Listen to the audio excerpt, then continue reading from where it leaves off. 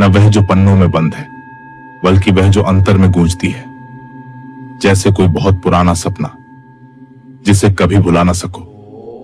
मैं सुनाता हूं तुम्हें वह कथा जो ब्रह्मांड की नाभि से निकली थी, जहां शब्द नहीं थे, बस नाद था, जहां न रचना थी न प्रलय, बस शिव थे। शिव जिनका कोई आरंभ नहीं, कोई अंत नहीं। वे स्वयं समय हैं और समय के पार भी।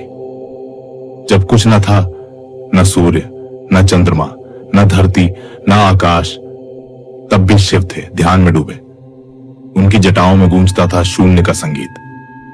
वे ही ब्रह्म थे, वे ही शून्य, वे ही नटराज थे, नृत्य रथ। और वही नृत्य सृष्टि का पहला स्पंदन बना। तुमने देखा है कभी अग्नि में प्रेम? वह शिव हैं जो जलते हैं पर जलाते नहीं, जो तपते हैं पर जलन नहीं देते, जो वियोग में भी संपूर्ण है और मिलन में भी विरक्त। जब सती ने यज्ञ कुंड में स्वयं को समर्पित किया, शिव का हाहाकार, वह क्रंदन जिसने समय को भी रोका, वह विलाप जो आकाश को चीर गया, वह क्षण जब शिव महाकाल बन गए। और फिर शिव ने त्रिनेत्र खोला। न सिर्फ अग्नि निकली, बल्कि भीतर का संतुलन भी टूटा। यह क्रोध नहीं था, यह विरह था, यह संहार नहीं था, यह तपस्या थी। शिव ने सब त्याग दिया, सृष्टि, नियम, रूप, शब्द, सब कुछ, और बन गए अवधूत। श्मशान में निवास, रुद्राक्ष का हार, भस्म में लिप्त शरीर और आंखों में वही मौन जिसे कोई पढ़ नहीं पाया। पर शिव अकेले नहीं थे। उनके मौन में भी संसार की धड़कन थी, उनकी तंद्रा में भी जग की रक्षा थी। शिव मौन थे, गहन, गूढ़, गंभीर मौन। वह मौन जिसमें गूंजती थी सृष्टि की थमी हुई सांस। जब सती जा चुकी थी, लेकिन उनका प्रेम वो आकाश में अटका था, टूटे तारों की तरह। पार्वती आई तो शिव फिर से दृष्ट हुए, लेकिन वही विरक्त दृष्टि। पार्वती ने तप किया, काया तपाई, प्राण तपाए, और तब शिव ने स्वीकार किया, क्योंकि प्रेम को भी तप की अग्नि से पार होना होता है, तभी वह शिवत्व छू सकता है। पार्वती नाजुक सी लगती थी बाहर से, पर भीतर अग्नि से भी प्रखर थी। पर्वतराज हिमवान की कन्या थी, लेकिन शिव के लिए उन्होंने स्वयं को पर्वत बना लिया। बर्फीले हिमालय में एक किशोरी बैठी तप कर रही थी। दिन, सप्ताह, वर्ष, युग, न भोजन न निद्रा, बस एक नाम, शिव। और हर बार जब शिव ने उन्हें अस्वीकार किया, पार्वती मुस्कुराई, क्योंकि यह कोई साधारण प्रेम न था, यह था आत्मा का आत्मा से मिलन। शिव को उनकी तपस्या ने छू लिया, परंतु वे जानते थे यह संसार है, यह प्रेम भी एक परीक्षा है। उन्होंने साधारण भेष लिया, बूढ़े योगी का वेश, और स्वयं पार्वती के पास जाकर कहा, क्या पगली हो? शिव से प्रेम करती हो? वे तो श्मशान वासी हैं, भूतों के स्वामी, भस्म में लिपटे, नग्न, निर्विकार। वे प्रेम नहीं करते, वे सन्यासी हैं। पार्वती मुस्कुराई, धीरे, शांत, धैर्य से, और कहा, मैं जानती हूं कि शिव कौन है, जिन्हें तुम भूतों का स्वामी कहते हो। वे ही मेरे प्राणों के स्वामी हैं। वह जो भस्म में रहते हैं, उन्हीं में मेरा सौंदर्य बसा है। वे निर्विकार हैं, इसलिए मैं उन्हें अपना सर्वस्व मानती हूं। और तभी वह बूढ़ा योगी, शिव स्वयं, मुस्कुराए। उनकी आंखों में वह प्रेम था जो शून्य को भी पिघला दे। और शिव ने कहा, तुम्हारी तपस्या ने मुझे बांध लिया पार्वती। मैं जो अचल हूं, तुम्हारे प्रेम में बह चला हूं। इस प्रकार शिव ने पार्वती को स्वीकारा। पर विवाह, वह भी साधारण नहीं था। विवाह के समय शिव की बारात, क्या कहूं, वह थी थी सृष्टि की सबसे विचित्र, सबसे विलक्षण बारात। भूत, प्रेत, पिशाच, किन्नर, नाग, गंधर्व, अप्सरा सब नाचे और बीच में शिव भस्म लगाए, त्रिशूल हाथ में, गले में नाग, डमरू की गूंज में मदमस्त। पार्वती की माता ने जब यह देखा तो चकित रह गईं। क्या यही है वह दूल्हा जिसके लिए मेरी कन्या ने युगों तक तप किया? लेकिन पार्वती मुस्कुराई, क्योंकि उन्हें झात था, यह रूप, यह लीला सब माया है। शिव जहां विकराल हैं, वहीं करुणा के सागर भी। वह जो विनाश करते हैं, वही नूतन जीवन भी देते हैं। विवाह के बाद शिव और पार्वती कैलाश पर वास करने लगे। शांत पर्वत, निर्मल ध्यान, जैसे सृष्टि को कुछ क्षण विश्राम मिला हो। लेकिन सृष्टि तभी पूर्ण होती है जब सृजन होता है, और यही कारण था कि शिव और पार्वती के संयोग से जन्म लिया दो शक्तियों ने, गणेश और कार्तिकेय। गणेश प्रथम पूज्य, पर शुरुआत एक विवाद से हुई। पार्वती ने अपनी भस्म से गणेश को रचा। वो उनका पुत्र था, मां की ममता से बना, मां की शक्ति से सना। और जब पार्वती स्नान करने गईं, उन्होंने गणेश से कहा, जब तक मैं बाहर ना आऊं, किसी को भीतर मत आने देना। गणेश डटकर खड़े हो गए और तभी शिव आए, स्वयं कैलाशपति। लेकिन गणेश ने रोका, मां की आज्ञा है, आप भीतर नहीं जा सकते। शिव चकित थे, एक बालक उन्हें रोक रहा था। यह अहम नहीं था, यह प्रेम और आज्ञा का तप था। विवाद बढ़ा और शिव ने अपने त्रिशूल से गणेश का मस्तक काट दिया। क्षण भर में मौन। पार्वती बाहर आई, देखा पुत्र का निर्जीव शरीर। उनकी चीख ने कैलाश को कंपा दिया। शिव मौन थे, पर यह उनका संहार नहीं था, यह उनकी परीक्षा थी। शिव ने उसी क्षण कहा, जिस ओर पहला जीव मिले उसका मस्तक लाओ। गणों ने एक हाथी का सिर लाकर चढ़ाया और शिव ने गणेश को पुनर्जीवित किया। कहा, तुम ही हो मेरे गणों के अधिपति, गणपति। तुम्हारे बिना कोई पूजा पूर्ण न होगी। वह मृत्यु और जीवन का सेतु बन गए, विघ्नहर्ता।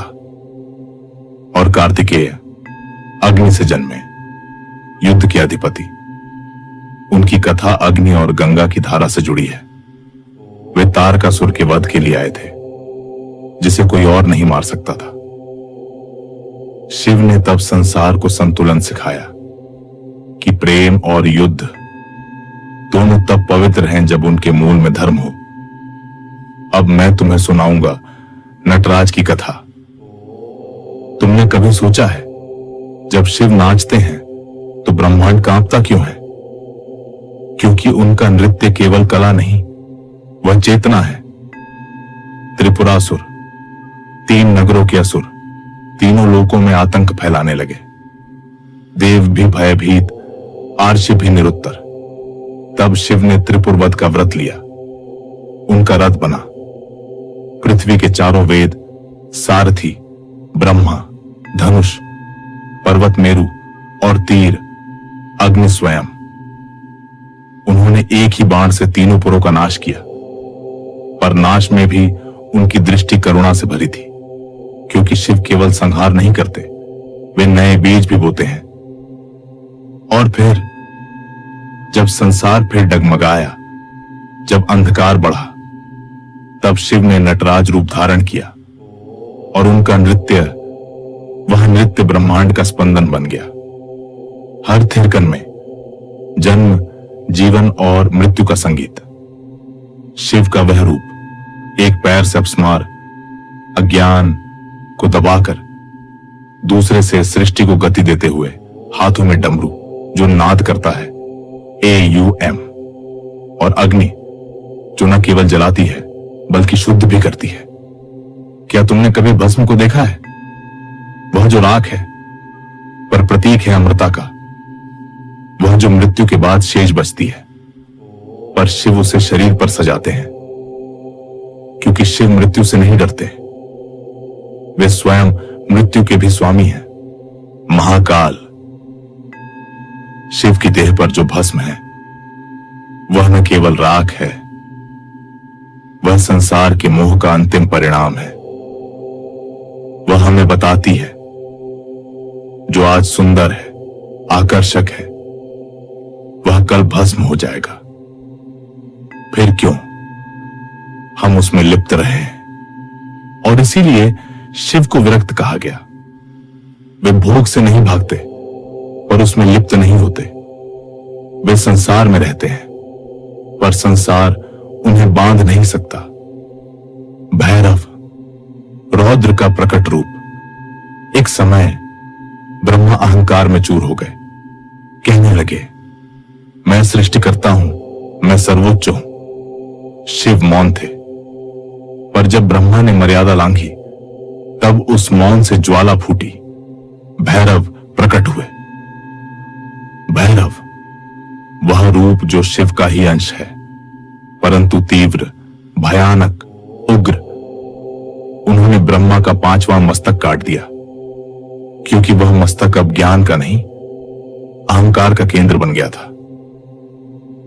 लेकिन शिव स्वयं अपने ही क्रोध पर दंड देते हैं। भैरव को ब्रह्म हत्या का दोष लगा और उन्हें पृथ्वी पर भिक्षाटन करना पड़ा। यह बताता है शिव न केवल नियम बनाते हैं, वे स्वयं उनका पालन करते हैं। वह धर्म के राजा नहीं, धर्म के सेवक हैं। चंद्रमा और शिव का श्राप। चंद्रमा जो शांत, सुंदर, शीतल था, उसे शिव ने अपने शीश पर क्यों धारण किया? क्योंकि चंद्रमा ने सत्य का अपमान किया। उन्होंने दक्ष की कन्या रोहिणी को अन्य बहनों से अधिक प्रेम दिया और शापित हुए, तुम क्षीण होते रहोगे। चंद्रमा शिव की शरण में गए, प्रभु मैं नाश को प्राप्त हो रहा हूं। तब शिव ने उन्हें अपने जटाओं में धारण किया और कहा, तुम घटते भी रहोगे पर फिर पूर्ण भी बनोगे। इस प्रकार शिव ने सिखाया, ह्रास और विकास दोनों एक ही चक्र के भाग हैं। रावण और शिव, अहंकार का टूटना। रावण जो परम शिव भक्त था, वह शिव से वाद्य यंत्र बनाना चाहता था, उन्हें कैलाश से लंका ले जाना चाहता था। उसने पूरा पर्वत उठाया, पृथ्वी कांप गई, देवता व्याकुल हुए, पर शिव शांत। और फिर उन्होंने अपने पैर का एक अंगूठा कैलाश पर रख दिया। रावण का शरीर दब गया, वह चिल्लाया, गर्व टूट गया, अहंकार चूर। उसने वर्षों तक शिव की स्तुति की, शिव तांडव स्तोत्रम। और तब शिव ने कहा, तुम ज्ञानी हो पर ज्ञान में भी नम्रता होनी चाहिए। उन्होंने रावण को आशीर्वाद दिया पर साथ ही सिखाया, भक्ति अहंकार से नहीं, समर्पण से फल देती है। शिव, पराशिव जो रूप से परे है। तुमने जो सुना अब तक वह शिव का एक रूप है, पर शिव केवल ये नहीं है, वे पराशिव हैं जो किसी मूर्ति में नहीं पर हर कण में है, जो ध्यान में नहीं मिलते पर ध्यान देने पर हर ओर है। वो जो अग्नि है पर जल भी है, जो काल है पर शाश्वत भी, जो संहार है परंतु प्रेम भी, जो नटराज है परंतु समाधिस्थ भी। जब जब सृष्टि संकट में आई, शिव ने अपनी आंखें खोली, और जब उन्होंने नेत्र खोले तब केवल करुणा नहीं बल्कि सृष्टि का आधार झलक पड़ा। नीलकंठ, विष को पी जाने वाला करुणा का देव। समुद्र मंथन हुआ, देव और दैत्य दोनों ने एक साथ मंदराचल को मथ डाला। शंख, धन, ऐरावत, लक्ष्मी सब प्रकट हुए, परंतु सबसे पहले जो निकला वह था कालकूट। विष इतना घातक कि पूरे ब्रह्मांड को निगल जाए। देवता कांप उठे, दैत्य पीछे हट गए, तब वे सभी भागे। एक ही ठिकाना था, शिव, जो न स्वर्ग के न मृत्यु लोक के बल्कि दोनों के बीच है। शिव ने ना एक शब्द पूछा, ना एक पल रुके। उन्हें सृष्टि का भय देखना स्वीकार्य नहीं था। उन्होंने वह कालकूट विष अपने कंठ में रोक लिया, ना निगला ना उगला, क्योंकि निगलते तो भीतर जल जाते और उगलते तो ब्रह्मांड भस्म हो जाता। और इस तरह वे बन गए नीलकंठ, वह जो अपने भीतर संपूर्ण पीड़ा समेट ले पर बाहर केवल मुस्कुराए। अर्धनारीश्वर एकता का रहस्य। कई लोग पूछते हैं, शिव पुरुष हैं या शक्ति? शिव अघोरी हैं या गृहस्थ? शिव सन्यासी हैं या योगी? उत्तर एक ही है, शिव संपूर्ण है। और यही कारण है कि उन्होंने शक्ति को अपने आधे अंग में समाहित किया। अर्धनारीश्वर के रूप में शिव का यह रूप कहता है, स्त्री और पुरुष, प्रकृति और पुरुष दो नहीं है। वे दो शरीर हो सकते हैं पर आत्मा एक है। जब तक हम मैं और तू में बांटे रहेंगे, शिव दूर रहेंगे। पर जब हम दोनों को एक रूप में देखेंगे, तब शिव हमारे भीतर होंगे। शिव की समाधि, मौन की महिमा। शिव अधिकांश समय ध्यान में होते हैं। उनकी समाधि साधारण नहीं, वह उस मौन की हैजिज में सृष्टि का नाद समाहित है। तुम सोचते हो मौन का अर्थ है शांति, पर शिव का मौन वह गूंजता है, उसमें ओंकार है, उसमें आकाश की थिरकन है। वह मौन ही सृष्टि का मूल है। जब ब्रह्मा रचते हैं, विष्णु पोषण करते हैं, तब शिव मौन रहते हैं। लेकिन जब कुछ शेष नहीं बचता, जब अंधकार सिर उठाता है, तब शिव मौन से उठते हैं और तांडव करते हैं। शिव जो कालातीत हैं, जो मृत्यु में जीवन ढूंढ लेते हैं, जो सृजन को भी तप कहते हैं और संहार को भी करुणा। महाशिव पुराण कोई ग्रंथ नहीं, वह अनुभव है जो भीतर घटता है। जिस दिन तुम आंखें बंद करके एक बूंद आंसू में शिव को देख लोगे, उस दिन तुम इस पुराण का पूर्ण पाठ कर चुके हो। वह समय आ ही गया जब सृष्टि ने थकान ओढ़ ली थी, जब धरती की पीठ बोझ से झुक गई थी और आकाश मौन हो चला था। तब उस शांत कैलाश पर जहां शिव वर्षों से समाधि में लीन थे, एक कंपन हुआ।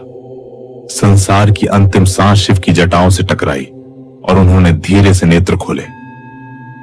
तांडव, जब शिव नृत्य करते हैं, तांडव कोई क्रोध नहीं, वो करुणा है, क्योंकि वह नष्ट करता है उसे जो झूठा है। तांडव तब होता है जब समय स्वयं को मिटाना चाहता है, जब अस्तित्व कहता है अब बस, अब फिर से आरंभ चाहिए। शिव ने डमरू उठाया, उसकी हर ध्वनि सृष्टि के गर्भ को फाड़ती चली गई। अग्नि जली, वायु चिल्लाई, जल ने बहना छोड़ दिया और पृथ्वी कांपती रही। वह नृत्य नहीं था, वह आत्मा का विद्रोह था अपने ही मोह से। हर थाप पर नक्षत्र विलीन होते चले गए, हर गति में संघर्ष रुकते गए। प्रलय, जब सब कुछ शून्य हो जाता है, शिव का वह रूप न कपालधारी था, न भस्मलिप्त, न जटाजूटधारी। वह निर्विकार था। सारे रूप, सब गाथाएं उसी में समा गईं।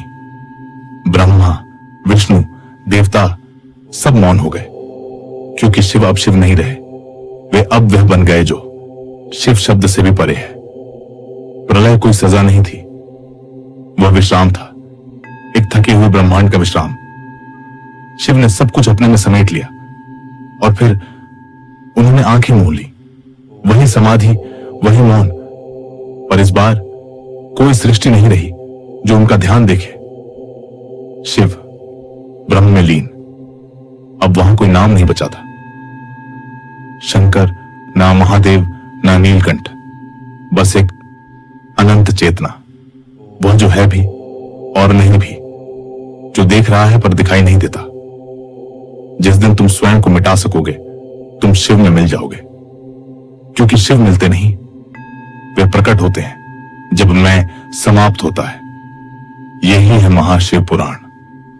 न कोई आरंभ, न कोई अंत, बस एक यात्रा, बाहरी कथा से भीतर की शांति तक, शिव तक। तो ये था महाशिव पुराण, जो हमने अपनी जिंदगी के कुछ ही पलों में जाना और शायद थोड़ा सा पहचाना। एक ऐसी दिव्य गाथा जो केवल सुनने की नहीं बल्कि आत्मा से अनुभव करने की है। बने रहिए हमारे साथ ऐसी ही महान, प्राचीन और पौराणिक कथाओं के लिए, क्योंकि इस चैनल का मुख्य उद्देश्य है हमारी भावी पीढ़ियों को इन गहरी कथाओं से जोड़ना, ताकि वे जान सकें अपनी जड़ों को, अपनी संस्कृति को और उसमें गर्व से जी सके। तो जुड़े रहिए ज्ञान की इस यात्रा में हमारे साथ। अगली कथा तक नमस्कार। हर हर महादेव।